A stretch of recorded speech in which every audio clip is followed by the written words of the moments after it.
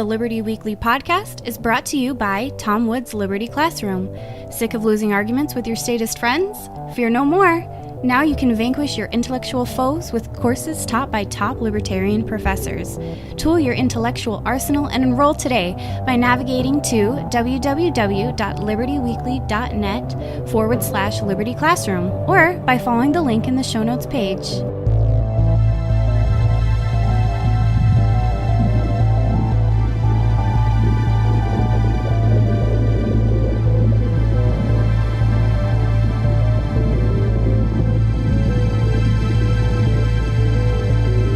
All right, everyone. Hello and welcome back to another episode of the Liberty Weekly podcast.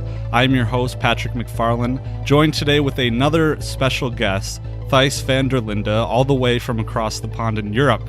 So, Thijs, welcome to the show. Welcome. Very nice to be here. Awesome. Great to have you. So we met a little bit on Facebook, and then we realized that we were fellow law students. So we wanted to get on and kind of talk about the different spheres of our experience in the legal field so far as it is. But do you want to just do a quick introduction of yourself? Yeah, I'll introduce myself. So I'm 20 years old. I live in the Netherlands, in the eastern part of the country. I'm going to law school in my third year, and I'm kind of still doing a general law school subjects, but I'm kind of starting to specialize a little bit, finding out which direction I want to go. Okay. And that's basically my story. And which direction are you kind of trending in? Yeah, I'm thinking I want to go into basically private law area, so contracts and torts and that sort of stuff, and corporate law. Maybe do something like an attorney, becoming an attorney. Okay, that's good. Yeah, I'm kind of trending in that direction too. But so how did you discover libertarianism? Yeah, it's kind of a very gradual process. So it's a bit hard to remember, but it was about 2012, I think. I was still in high school, and I came at it through the internet, I think. Basically, I started to research. I've always been kind of a liberty-minded, I think, and I kind of started to research what kind of a political philosophy fit with me, and through sites like Mises and Fee. And the Ron Paul campaign was important as well, with the YouTube videos and so on. And as such, I kind of got more and more involved into libertarianism. I read all the FAQs and the objections and the counter argument and so on. And eventually I decided for myself that I was a libertarian. So it's basically how I... That's awesome. Yeah, that's kind of my experience. As well, through the Ron Paul campaign. Ron Paul brought so many people in, but one thing I wanted to highlight, especially with my last episode, having Dallas on from Brazil, is that it's so easy for Americans to think that we're the only liberty-minded people in the world. Just realizing that there's other people out there in other parts of the world that have something to say as well and something to contribute. I think it's awesome. It's very... It's true that most of the libertarian organizations and scholarship and publishing and so on is very much in the US. So most Dutch libertarians basically did become libertarians through consuming American content. But yeah, the ideas are universal. So anywhere, Europe, Asia, South America, anywhere is a receptive place to these ideals, basically. Yeah. How is the Dutch libertarian scene? It's a bit scattered. It's mostly a lot of it is organized around the Dutch Libertarian Political Party. So like a couple hundred, maybe 1,000 members, and only a couple hundred active members. And there are some blogs and some independent authors as well. But that's a bit how the libertarian scene in the Netherlands is organized. Yeah. Do you personally know any other ANCAPs or voluntarists? Yeah, there are kind of a lot of ANCAPs in the Dutch Libertarian Party, but that's a bit tricky. But with a political party, you have to kind of present a general purpose libertarianism to the outside. But there are a lot of ANCAPs in the board and in the membership. It's quite prolific actually in the Netherlands. Yeah. That's cool. Yeah, definitely. Yeah. And so do you have in the Netherlands, is there So in the United States, and I know this is probably something that you're aware of, that in very recently we've had that real division between people who are more on the side of the Mises Institute and the division of people who are more on the fee side, or the left and right divide, what I mean, has essentially pervaded the libertarian movement. Do you have that in the Netherlands? Yeah, there is some controversy considering like borders and stuff. That's a very divisive issue in general in the libertarian movement in the US, I think, as well, and in the Netherlands too. So some people on the generally the right side have gone into more mainstream political parties, but there are a lot of libertarians. Yeah, there are some left libertarians as well, but most libertarians I know and have heard of are basically sort of Mises, sort of Bardian kind of libertarians. So that's it's not very, very divided, I think. Yeah. Okay, that's good. That's because I'm generally speaking, I mean, I have my own opinions on these issues, but generally speaking, I think that we need to work together in a certain, and just kind of put that aside a little bit more. Just generally speaking, what do you think about that? Yeah, I essentially agree. There's a lot of the old statement that organizing libertarians is like herding cats is very true. We love to discuss with each other and fight with each other, argue constantly about this is true libertarianism and this isn't. But yeah, I think we have a lot more ability to accomplish things if we organize and if we at least try to talk with each other and we try to rally around certain issues that we agree on. And yeah, it's more productive to be a libertarian movement than 100 different tiny fractions that don't talk to each other, basically. Yeah, exactly. Whether that organization is political or not, I would generally not want it to be political in my own beliefs, but yeah, it's important to keep in mind that a lot of us are on the same team. But, yeah, basically, yeah. Yeah. So moving towards a more law direction here, I would assume in the Netherlands you guys have a civil law system. Is that right? Yes, that's correct. Yeah. Okay. And so a lot of, I've covered this on the podcast before, but a civil law system is mostly through statutes and legislation. Is that right? Yeah, it's basically civil law is derived from the Napoleon and his Napoleonic Code, and further back from Roman law, and it's basically very legislation oriented, and basically legislation is the ultimate source of law, and the constitution are often not quite as strong. It's more legislation oriented, and also attributes of civil law is basically that it's less adversarial like in common law system, and more less about two opposing parties and more about the state who has to do things itself, if you know what I mean. Yeah, yep, exactly. So does the Netherlands have a constitution? I'm not super familiar with the Netherlands specifically. Yeah, we have a constitution, but it's kind of weird because we don't have like a Supreme Court that can test legislation to the constitution. So it's kind of a nice, pretty document, but we don't have a lot of use for it. We basically international treaties like the Covenant of the European Council, I think. Those are the kind of documents that judges can use to test legislation and executive edicts. But our own constitution doesn't really mean much in practice because we don't have judicial review, basically. Yeah.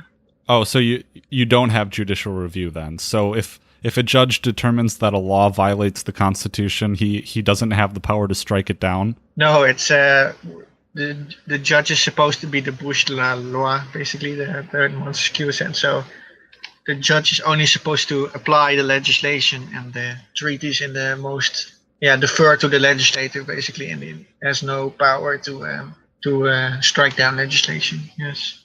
And so in your view, do you think that's a good thing, or do you think that there's some trouble with that? Well, I do know the arguments that judicial review can sometimes be too much of a legislating from a bench, but in general, I'm more of a fan of judicial review because, well, I'm not a Democrat, in a lowercase Democrat, so I think that sometimes it's useful to strike down legislation that violates individual rights and property rights and so on. So in general, I'm a fan of judicial review, but I can see the problems sometimes if it gets too political, basically, too progressive, too political. Yeah. It's like it's kind of a damned if you do and damned if you don't, because I am not a fan of judicial review, at least in the American system. And I know that a lot of, I guess you could say, anti-federalist minded people, people who would agree with those who were opposed to the Constitution back during ratification, they saw the power of having a federal agency with the power to strike down laws and how tyrannical that could become.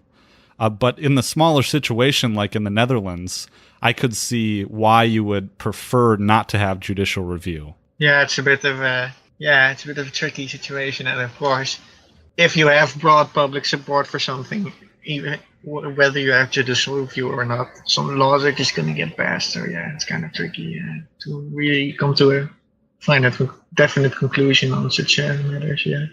Yeah, because you have, essentially, it's like the difference between democracy and republicanism is that we as ANCAPs would prefer to have no government, but those different systems are bad for different reasons, I would think. Yeah, and of course, even in the US, you have had income tax and New Deal and so on. So kind of, if there's enough percentage of the people who support something and think, enough people in the judicial system and legislature and so on, it's kind of you don't have a lot of difference between those systems. And you always get from Europe, like, America is so radical free market, but it really isn't, because you also have like a giant welfare state. So not that different, basically, even if you have a republic or not. Yeah.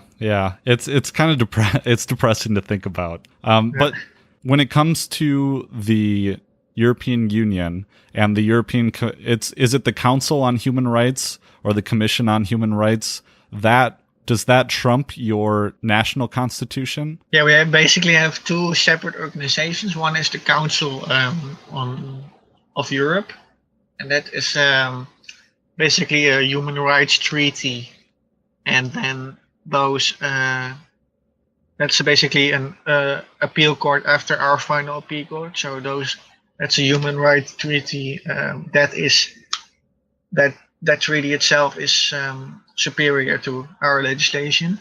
That organization is relatively benign, I think, but the European Union is much more of a problem, because the European Union is basically a political union. They organize everything from welfare policy to agriculture, and they also have laws that override our legal system, but they involve themselves in a lot more. They involve themselves in every sector of the economy and society, basically. So the European Union is more powerful and more influential in terms of the legislation that we actually experience day to day. But Council of Europe is also an organization that has laws that basically override our laws. And how do you think that the average Dutch citizen feels about that? At last 50 years or something, the EU has kind of crept in unnoticed, basically. There wasn't a lot of opposition, and it was originally sold as basically ending customs and free sort of internal market, a single market. So sounds kind of benign, but after it has gotten a lot more involved in everything, including like in Greece, I think it got involved in how olive oil containers should look and something. So there has been a lot more pushback against the EU in the last 10 years, especially. And we have a very big party, the PVV, and that's one of the primary issues they campaign on is getting out of the EU. And there's other parties that want to get out of the EU as well. So in general, for a long time, it has been kind of uncontroversial, but now there's a lot more pushback against the EU, although on the left, everybody basically loves the EU and wouldn't ever want to exit. So What do you kind of see as the future? That's a big question that a lot of people have answered, but what do you see as the future of the EU, just based on your daily interactions with people and being in law school too? Yeah, the EU, I don't think it has a very long future ahead of it, I think, because there's so many tensions with Greece and with the refugee crisis and anti-European Union movements rising from north to south. So I think that if it formally survives, it will have to get a lot more decentralized. Basically, go back to what it was supposed to be, which is like a customs union or something like that. But I don't think the sort of hyper bullet train to one federal Europe is going to accomplish anything. It's going to become anything. So I think the EU is going to have to either get abolished or basically get very pulled back, basically. Yeah. And so does the EU's influence go all the way down? So like say you're litigating a regular negligence case or like a personal injury case or something like that. Does the influence of the EU reach all the way down to that level, that basic claim? Yeah, there's I can give you a couple examples, like product liability, for instance. That is an issue that has been very strongly centralized into the EU. There's one product liability rule that applies across all the EU. And another thing, for example, is we call it consumentenkoop. It's basically consumer purchase. So if you buy a tangible property as a consumer, so you're not as a business, but as a consumer, that is also very centralized in the EU directive. So especially on those two issues, you basically, even if it has been integrated into the national legislation, it's all European rules and European frameworks that you basically have to appeal to. So yeah. Yeah, that's intense. That's pretty involved. Yeah. Yeah. When it comes to like the hate speech laws, we've heard a lot over here about how in Britain right now, people are getting arrested for saying the wrong things online. And in Canada even, so it's not relegated to Europe. In Canada, people are going to jail for misgendering other people. And are things like that happening around you in the Netherlands? Yeah, unfortunately, we do have things like hate speech laws. That's something that the US is definitely better in. The US basically has a very absolutist First Amendment. But yeah, we have rules against insulting people in public, and we have rules against haatzaaien, so basically spreading hate. If the government thinks that you basically spread racist or Islamophobic messages or something like that, then you can get prosecuted. And there's been a politician, for instance, who has received some insulting memes or something, and some people have been prosecuted under those sorts of legislation as well. So yeah, we do have, because we have hate speech laws, we don't really have free speech in the sense that the US has it. But of course, we're much freer than like Africa or Russia or China or something like that. But we don't really have free speech in absolute sense as you probably have it. And is there special protection? So are politicians protected a little better than regular citizens? I know that in the United States, when it comes to politicians doing their jobs, they are allowed a little bit more freedom, especially in libel and stuff like that. Is that something that protections they have? Yeah, that's the thing. So if you say something inside of the parliament, inside of the Congress, basically you can say almost anything, basically anything except like incitement of violence. But if you say something outside of this context, you can get prosecuted. There has been the leader of the PVV that I mentioned. He has said things about Moroccans, which are large in the immigrant group in this country and in our country. And he is currently being prosecuted for things he said about that. So politicians are not completely exempt from those legislations. And he's basically going through a very long appeals court process, but he has been convicted in the lower court, basically. Wow. Yeah, that's intense. So do you know the specifics of how that interacts with the EU Commission on Civil Rights? Or on Human Rights, excuse me. So yeah, just the specifics of how the Commission on Human Rights can allow this, how it's allowed through their documents or their legislation. Yeah, that's the thing. These human rights treaties are they're kind of a paper tiger in some sense, because like in the US you have the First Amendment basically says the freedom of speech shall not be violated. The Second Amendment says shall not be infringed, and you have the freedom of speech. But that freedom of speech can be limited by law according to certain purposes. So you have to make a sort of proportionality test, and basically you don't really have absolute anything, property rights or freedom of speech, or there's a lot of things that you can basically legislatively make limits to. So even in the treaty itself. So that's the way that these sort of rights can generally get infringed. You get a legislation to protect the children, basically, and that sort of legislation is allowed by those human rights courts. Yeah. So when they're making these laws, do they view it as, take for example, if someone says something that is controversial, do they take it as that person's rights to say what they want to say are limited? Is it limited because the government says so, or is it limited because other people have the right to not be offended? You know what I mean? Yeah, it's basically the treaties are formulated something like that. People have the freedom of speech.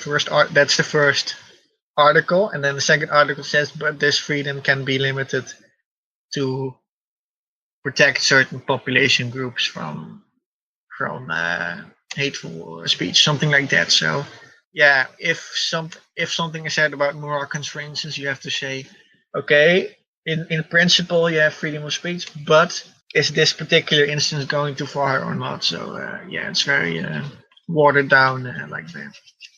So the human rights treaty has all sorts of those sort of limitations that you have to test whether the right still applies, basically, in order to interpret the treaties, if you know what I mean. Yeah, yep, definitely. And I was gonna kind of pick apart what you said a little bit about the United States too, and I feel like you're right. It says shall not be infringed, but I still think that we don't have the absolute right, because just today we had a speaker event who was the attorney Jordan Lawrence. He is counsel for the Colorado cake baker who was being sued because he refused to bake a cake for a gay wedding. And essentially what it comes down to is that this is compelled speech, that the issue is that the cake baker is being forced to give speech that he doesn't want. It doesn't fall under equal protection because he's not denying service. It's that he is being compelled to speak. And so therefore it falls under the First Amendment. But they could limit his free speech when it comes down to a fundamental right, something like the First Amendment. They have determined that they can limit it if they have a compelling governmental interest, and if that interest is narrowly tailored to the means to enforce it. So I feel like, even though it says shall not be infringed, or, shall not be limited, well, if we have a compelling governmental interest that's narrowly tailored, we can still overrule it. They always find those little loopholes. You know what I mean? Is that case reached the U.S. Supreme Court yet or not? Yeah, so it's currently, there have been amicus briefs filed, by the Cato Institute, and it is being argued in front of the Supreme Court in the beginning of December.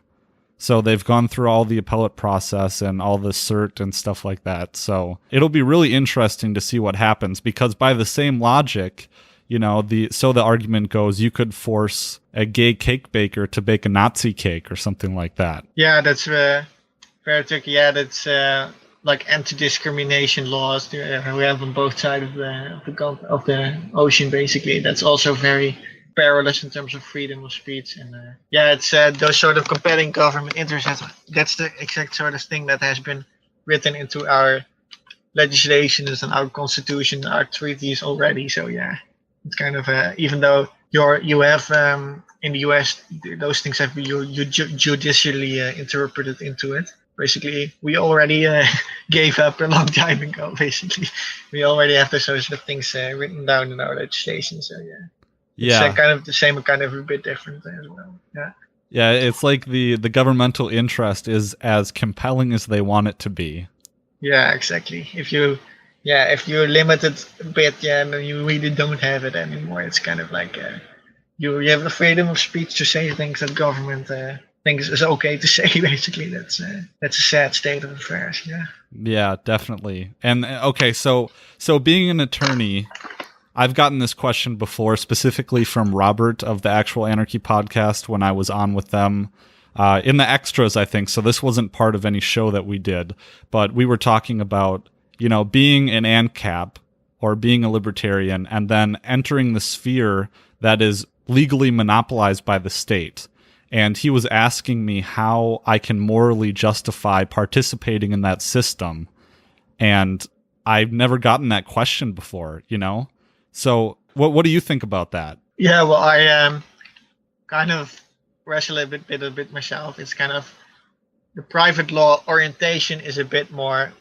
Yeah, it's also kind of out of my libertarian principles. I don't want to work in administrative law or like criminal law, tax law, because then you basically are very dependent on this system. But even the private law also has some, government enforced rules that you have to do. And eventually I think we all have to eat, and lawyers do have an important role to fill, I think, in protecting people's rights to the extent that the government still gives them rights. But I do try to get into a more private sphere of law. But even then, you still have to interact with mandatory contract terms and things like that. But as an ANCAP, it's not very useful if we become like hermits and basically only work as like illegal fruit vendors or something like that. We have to participate in the society in general, and we can try to find sectors of the economy where we can sort of get more involved with like contracts and private businesses and things like that. But eventually you're going to have to touch the state at some point. That's kind of my considerations. Yeah, I kind of feel like, although I don't know how complicated it's going to get, but I would prefer in my career not to get involved with the state or be employed by the state. I mean, there's so much nuance to it, you know, and especially in smaller towns, you have no choice but to interact with the state. And I don't feel like, as long as we're not participating in what they do, I feel like as long as we interact with them, it's morally justifiable, as you said. So my answer was very similar to what you said. Yeah. Okay. I think there's a difference between basically being like a personal injury attorney or being like an official tax collector or something like that.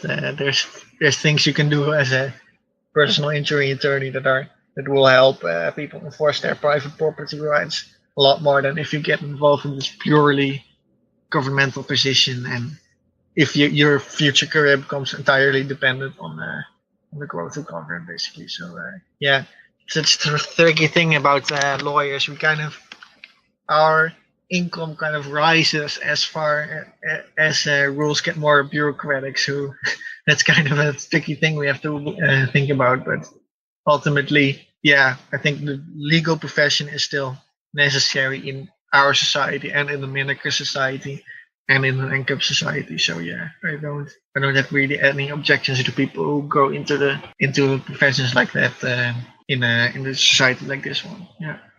Yeah, well, it's kind of like, what are you going to do? You know, I can influence society more by participating in it.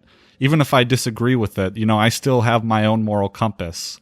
But at some point, you know, that's like I said, when it comes to doing illegal things, you know, you can't, your liberty really is gone when you're in prison or in jail.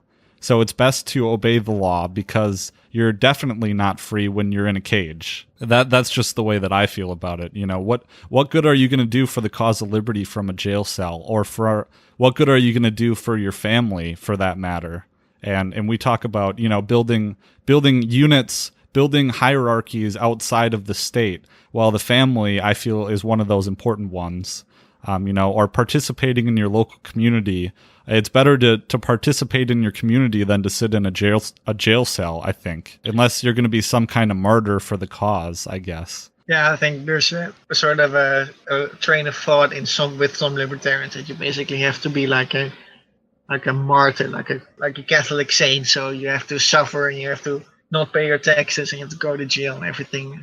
Otherwise, you're not pure enough. But I don't think that's practical. You have the right to live to try to flourish in the society, and you can just you should be involved in all sorts of spheres if that benefits your life, and that includes if that means paying taxes and obeying your law in the society, even if those are unjust. That's just kind of the way it has to be, I guess. Yeah, exactly. And so I kind of want to bring this to a close a little bit here, but my one last question is a big one. Are you optimistic for the future, or are you pessimistic? Yeah, that's kind of a tricky thing, because you see all of the news, you see bad things happening, and yeah, there are definitely trends like Antifa and alt-right and things like that kind of make you pessimistic. But I have the general opinion that regardless of where things are likely to lead, it's more useful to be optimistic and like kind of like the Stoic, to reference your Stoic episode. You just have to focus on the things you can control, hope for the best, but prepare for bad things, and just even if things are going to get worse, optimism is probably still the most productive way to live your life. And there are, like in Brazil or other places, there are movements of liberty that are growing. So I think there's opportunity, but there's threats to the liberty of the future as well. Yeah, I definitely agree. So, and one thing too is that when you actually get out and start talking to other like-minded individuals, especially internationally, the world kind of shrinks a little bit, and you don't feel quite as alone. You don't feel quite like a number. So, do you have any plans for, like, what's your plan for the future after you graduate? In terms of career plans or like liberty-oriented plans? What do you mean? Both, yeah. Yeah, so career, like I said, I think I'm going to want to head into the commercial, become a sort of commercial attorney. So basically work for businesses and try to, draft contracts and things like that. Basically do privately oriented legal work. And in terms of libertarianism, I would like to get more out there, I think.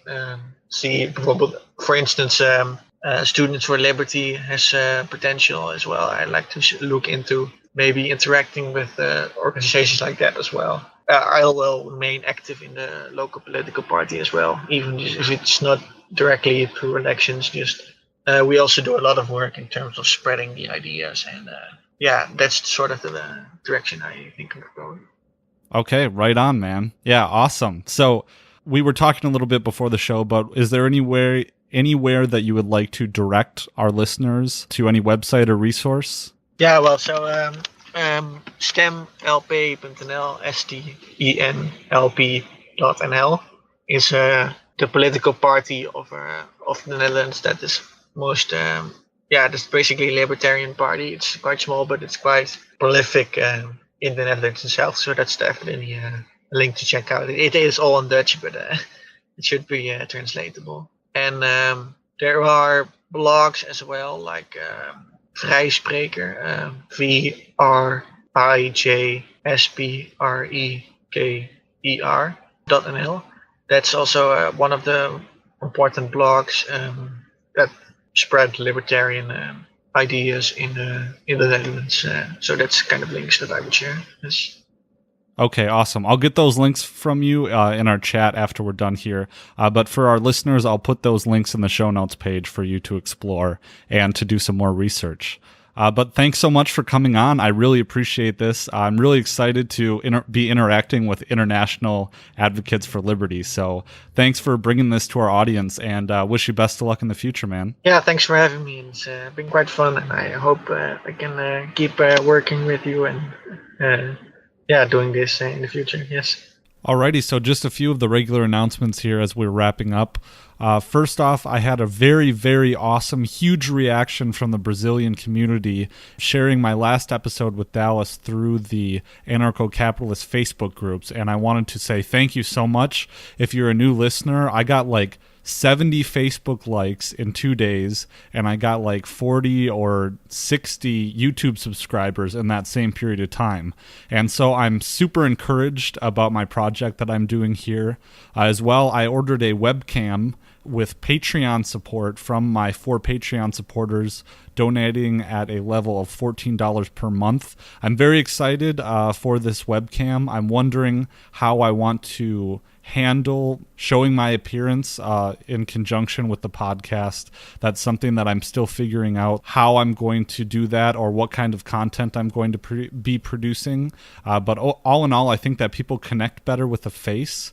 And if this podcast, my project, ends up getting bigger than just what it is now, which is just a little part-time kind of thing, was eventually planning on showing my appearance anyways. So I don't know how all that's going to work out. But anyways, a lot of the regular announcements as we're closing up here. If you like what I do, if you like what the Liberty Weekly podcast does, bringing international guests together, also providing legal analysis, I would definitely encourage you to support what I do on Patreon. Like I said, it has allowed me to purchase equipment and to help handle my operating costs, which can add up. They can add up.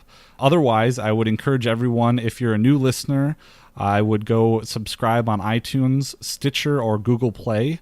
Even better yet, if you really enjoy the show, I would direct you to write a written review and a rating on iTunes. That really helps our exposure through those different platforms. Also, I do have an email list, although I haven't been keeping up with it lately because it's always the last thing that I think of. If you'd like to sign up with that, there's a link in the show notes below, which may be found at libertyweekly.net/40. Other than that, I'm planning on having another episode out this Sunday. We usually release episodes on Thursday or Sunday, so I would look for that. But otherwise, I really appreciate you tuning in again to the Liberty Weekly podcast. We'll speak with you again on Sunday.